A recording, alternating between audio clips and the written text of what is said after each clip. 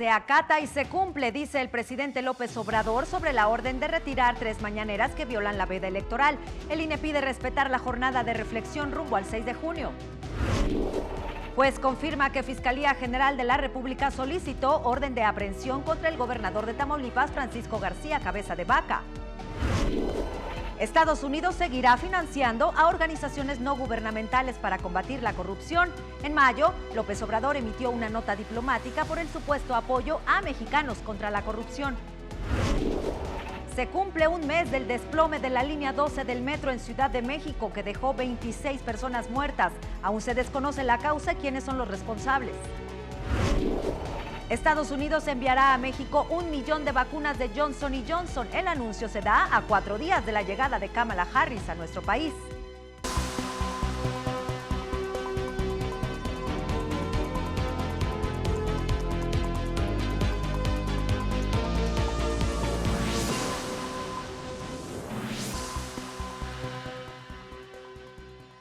Hola, ¿qué tal? Soy Viviana Sánchez, esto es Latinos Diario.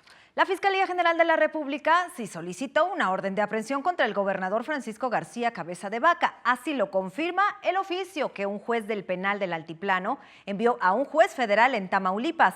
La Fiscalía pidió la orden de captura contra el mandatario panista el 1 de mayo. Sin embargo, el 18 de mayo las autoridades negaron el mandamiento judicial contra el delito de defraudación fiscal equiparada. Las constancias de causa penal ya están disponibles para ser integradas al juicio de amparo que promovió García Cabeza de Vaca para evitar su captura. La detención fue solicitada por el Ministerio Público de la Federación.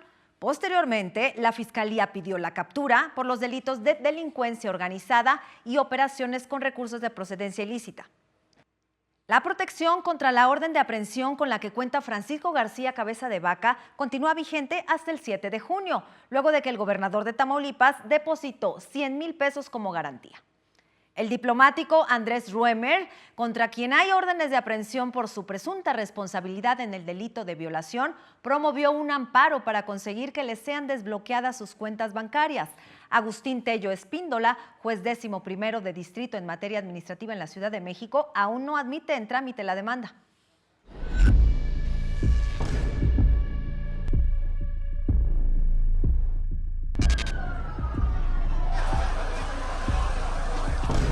¿Cuántas más vienen adentro?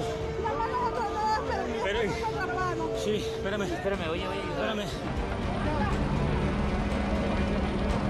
No le encuentro por ningún lado, en ninguna ambulancia. El que nada debe, nada teme. Pero yo estoy sujeto, como todos, pero más como un alto funcionario y como quien promovió la construcción de la línea, estoy sujeto a lo que determinen las autoridades. Es una triste noticia, no se va a ocultar absolutamente nada. Sería muy mezquino estar pensando en un asunto político en este momento. Pero esto no es de irse a tomar fotos. Eso ya también al carajo. Ese estilo demagógico, hipócrita.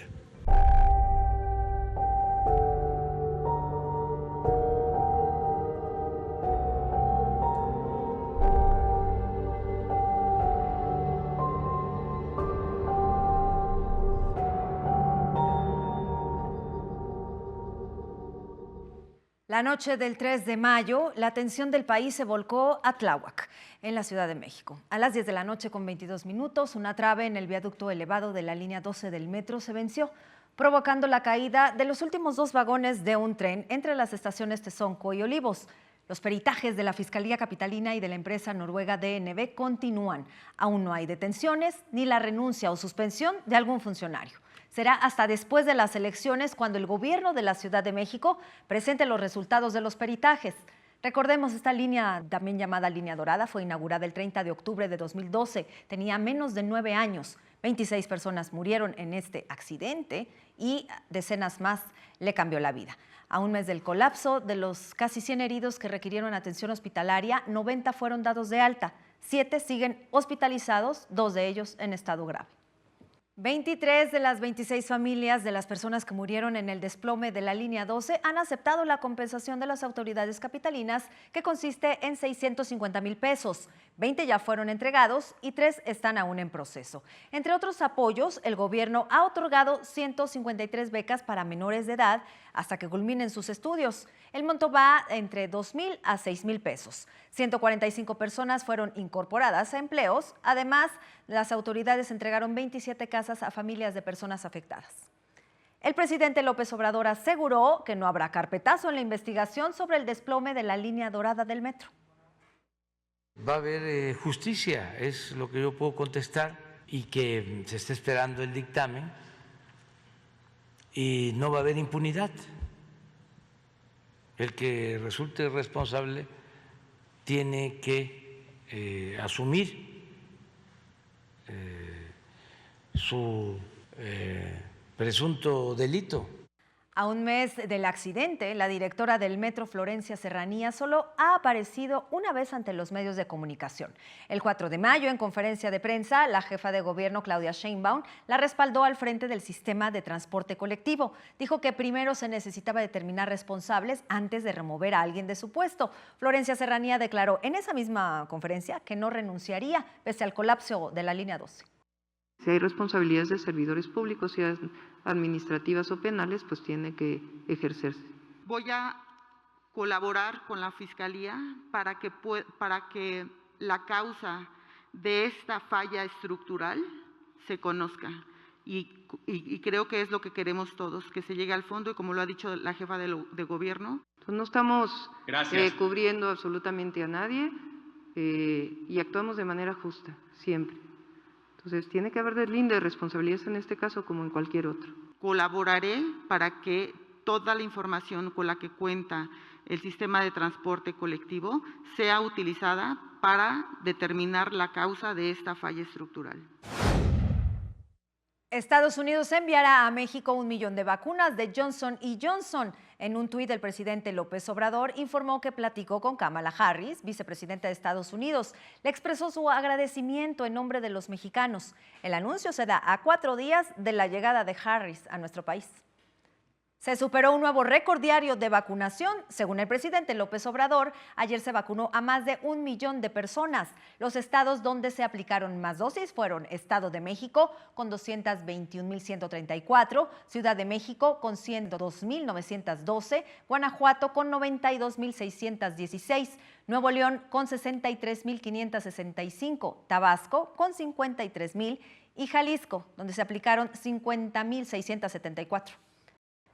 Aunque el gobierno federal ha apresurado la vacunación, el porcentaje con el esquema completo apenas alcanza el 10.25%, es decir, más de 12 millones de personas. 9,714,000 tienen solo una dosis. En nuestro país suman 228,146 defunciones por COVID-19. Hay 2,423,928 contagios, según cifras de la Secretaría de Salud.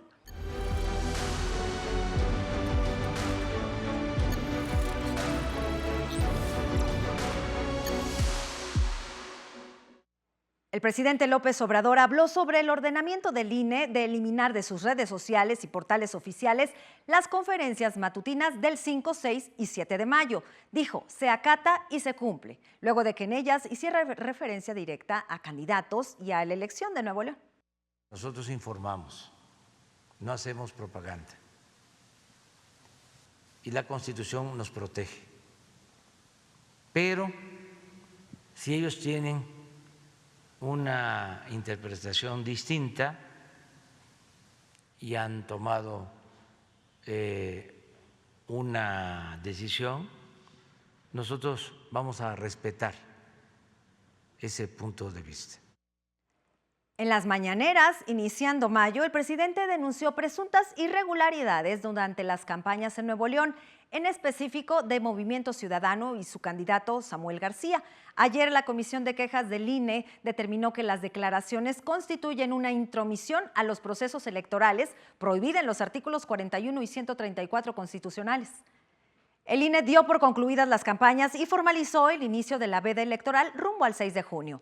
El consejero presidente Lorenzo Córdoba declaró también que la democracia no será una víctima más de la pandemia, por lo que llamó a los ciudadanos a votar siguiendo las medidas sanitarias. La democracia mexicana no ha sido ni será una víctima más de la pandemia. Esta, además, será una de las elecciones, hay que decirlo, más vigiladas de los tiempos recientes. Sin embargo, las condiciones actuales en nuestro país no son sencillas. Conflictos agrarios, exigencias para completar obras, así como usos y costumbres en comunidades indígenas ponen en riesgo las elecciones de este domingo en diversos estados. La tensión generada por el encarcelamiento de estudiantes normalistas en Chiapas provocó inconformidad de estudiantes en Guerrero, Oaxaca y Michoacán. En Chiapas, 70 casillas no se instalarán en la región de los grupos indígenas Oxcuch, pues los habitantes buscan elegir a sus autoridades con un sistema interno. En Oaxaca, los pobladores de Dionisio del Mar amenazan con impedir la instalación de los centros de votación, pese a que el lunes habían llegado a un acuerdo. Las autoridades también intentan resolver la tensión en 16 comunidades de 8 municipios de Michoacán y en al menos 20 municipios de Veracruz para la instalación de las urnas. Según Transparencia Mexicana, de 135,000 candidatos, más de 7,000 fueron los que sí subieron su declaración 3 de 3, en la que informan su patrimonio a los ciudadanos. Los estados que más porcentaje concentraron en la entrega fueron Jalisco, con el 76.1% de sus aspirantes, Durango, con el 38.5% y Chiapas, con el 6.9%. Las entidades que no abrieron la plataforma fueron Baja California, Chihuahua, Ciudad de México, Estado de México, Michoacán, Querétaro, Tabasco, Veracruz y Zacatecas. El Instituto Electoral de la Ciudad de México sancionó al líder del partido Redes Sociales Progresistas, Pedro Pablo de Antuñano, por la creación del grupo de autodefensas Mastines, que busca cazar la compra de votos. Los consejeros coincidieron que la presencia de dicho grupo puede considerarse intimidatorio y hasta inhibidores del voto. El dirigente puede ser encarcelado si no cumple con el fallo. El Tribunal Electoral del Poder Judicial de la Federación calcula recibir entre 25,000 y 32,000 asuntos al término de la jornada electoral. Por ahora ya suman 7,000. Las autoridades electorales recordaron que su papel no es entrar en debate con los actores políticos, sino tramitar la legitimidad de los representantes elegidos por la ciudadanía. Un reportaje del diario estadounidense The Washington Post señala que la violencia ejercida contra candidatos a puestos de elección popular es una señal de que el crimen organizado busca ampliar su dominio en el territorio mexicano. Destaca que se ha centrado principalmente en aspirantes que buscan ser presidentes municipales y alcaldes. El INE aprobó la papeleta con la que se votará el 1 de agosto la consulta popular que propuso el presidente López Obrador para decidir si se inician investigaciones en contra de expresidentes. La hoja es de color rosa, con letras blancas y negras y expone la pregunta para contestar con un sí o un no. Ante las protestas de normalistas en Chiapas y Puebla, donde hubo detenidos y existen denuncias de represión, el presidente López Obrador respondió que no es Gustavo Díaz Ordaz y su gobierno, no es opresor. Reiteró que habrá diálogo con los estudiantes sobre las condiciones precarias de las escuelas normales. Dijo que abordará el tema después de las elecciones. Alrededor de 10 millones de estudiantes en México podrían perder hasta 2 grados escolares por el cierre de las escuelas tras la pandemia de COVID. Así lo estimó el Instituto Mexicano para la Competitividad en su informe Educación en Pandemia, los riesgos de las clases a distancia. El Banco Mundial alertó que el promedio de 8.8 años que pasa un mexicano en la escuela podría caer hasta los 7 años, lo que impactaría en la futura vida laboral de estos alumnos. En Chiapas, un juez ordenó dejar en prisión preventiva a Fernando Cuauhtémoc N., supuesto agresor de Mariana Sánchez, estudiante de medicina que fue encontrada muerta en su cuarto en enero. Esto después de que otro magistrado le otorgara horas antes una suspensión condicional para su proceso. En mayo, la confianza del consumidor registró un crecimiento mensual de 0.3 puntos, su mayor nivel en 14 meses. Según el INEGI y Banjico, la percepción de la situación económica en las casas registró una caída de 1.7 puntos, la más alta en un año. El gobierno de Estados Unidos seguirá financiando a las organizaciones no gubernamentales, periodistas y entidades públicas de gobiernos extranjeros para denunciar y combatir la corrupción mundial. A principios de mayo, el presidente López Obrador emitió una nota diplomática por el supuesto apoyo a mexicanos contra la corrupción y la impunidad, a la que calificó de opositora. El 31 de mayo se quejó de no haber recibido respuesta y ayer nuevamente se lanzó contra la embajada estadounidense diciendo que reparte maíz con gorgojo. El ex policía Derek Chauvin, culpable del asesinato de George Floyd, pidió al tribunal que analiza su sentencia que le dé una condena leve, argumentando que cometió un error honesto. La defensa de Chauvin, de 45 años, sugirió una sentencia de prisión reducida al tiempo ya cumplido, con un periodo de libertad condicional. Por su parte, los fiscales del caso pidieron una pena de prisión de 30 años para el ex policía. En su argumento citaron el fallo del juez de primera instancia, incluyendo los 4 factores agravantes en el asesinato de Floyd hace un año: abuso de confianza, crueldad, actuación frente a menores y en concierto con al menos otras 3 personas. La audiencia de sentencia está programada para el próximo 25 de junio. Un grupo de legisladores republicanos y demócratas que visitó la frontera de Estados Unidos con México pidió al presidente Joe Biden un plan para garantizar la seguridad de la región antes de levantar las restricciones del llamado Título 42, que permite expulsar a migrantes sin documentos por razones sanitarias. Dijeron que esto podría en jaque a la patrulla fronteriza.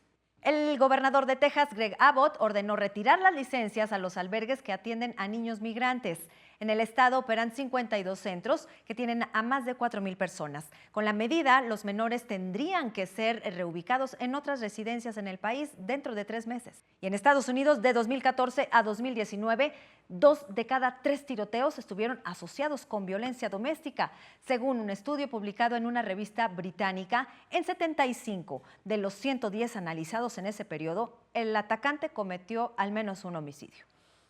El gobierno de Estados Unidos anunció la donación de 80 millones de vacunas contra el coronavirus a otros países. El presidente estadounidense Joe Biden dijo que el 75% serán repartidas mediante el programa COVAX a América Latina. La reina Isabel II recibirá al presidente de los Estados Unidos, Joe Biden, y a la primera dama, Jill Biden, el 13 de junio en el castillo de Windsor. La reunión ocurrirá el último día de la cumbre del Grupo de los 7, que se celebrará en el Reino Unido.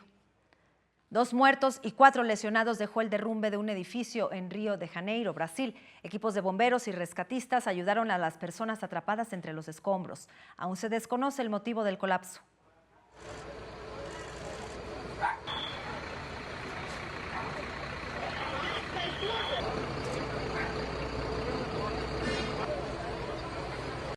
Un avión de la aerolínea Air France procedente de Chad en África podría haber llevado a bordo un artefacto explosivo. Aterrizó en el aeropuerto de París, donde los pasajeros fueron evacuados y la nave aislada.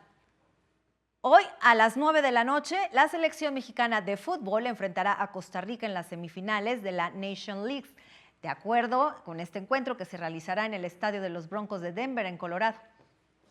Solo faltan 50 días para la inauguración de los Juegos Olímpicos de Tokio. Competirán más de 200 países en más de 40 sedes. Se estrenarán 5 deportes. Las medallas serán ecológicas y además habrá 2 mascotas. México suma ya más de 60 plazas. La CONCACAF lanzó una campaña llamada Lo que está mal, está mal. Invita a los aficionados a eliminar el grito homofóbico que se escucha en varios estadios cada vez que el portero rival despeja.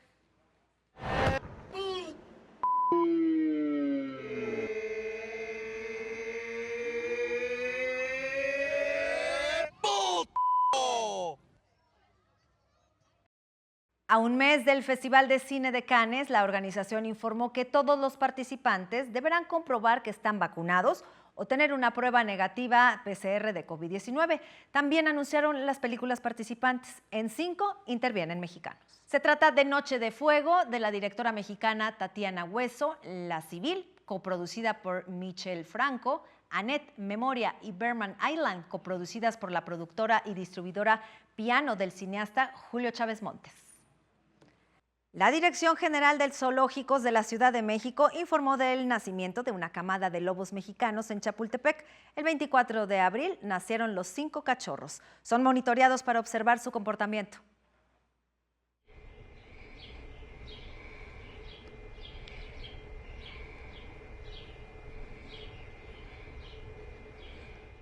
Una exposición virtual de la UNAM llamada Interpretaciones de la caída de Tenochtitlán en el arte mexicano conmemoró precisamente los 500 años de su caída con obras y fotos del siglo XVI al XX como piezas de Diego Rivera y David Alfaro Siqueiros.